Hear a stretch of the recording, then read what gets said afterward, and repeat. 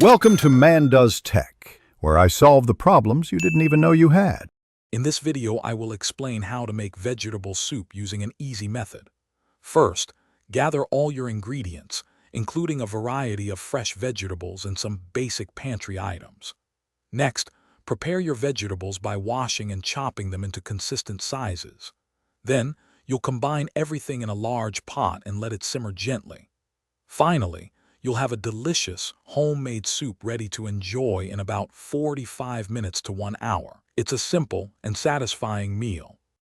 Preparing your vegetables properly is key to a great soup. Start by selecting about 6 to 8 cups of your favorite fresh vegetables, like carrots, celery, onions, and potatoes. Wash them thoroughly, peeling any root vegetables. Dice harder vegetables such as carrots, celery, and onions into roughly 1/2 inch pieces for even cooking. Softer greens like spinach or kale can be chopped and added later in the process. Now let's get cooking. In a large pot, heat 2 tablespoons of olive oil over medium heat. Sauté your diced onions, carrots, and celery for about 5 to 7 minutes until softened. Pour in 8 cups of vegetable broth and add any harder vegetables like potatoes or sweet potatoes. Bring the mixture to a gentle boil, then reduce the heat to low, cover, and simmer for 20 to 30 minutes, or until all vegetables are tender. Your delicious homemade vegetable soup is almost ready.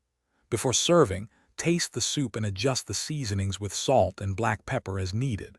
Stir in any delicate greens like spinach and fresh herbs such as parsley or dill, letting them wilt for just a few minutes. Ladle the hot soup into bowls. For an extra touch, you can garnish with a swirl of good olive oil, a sprinkle of Parmesan cheese, or some crunchy croutons. Enjoy! Thanks for watching. If you found this helpful, don't forget to like and subscribe.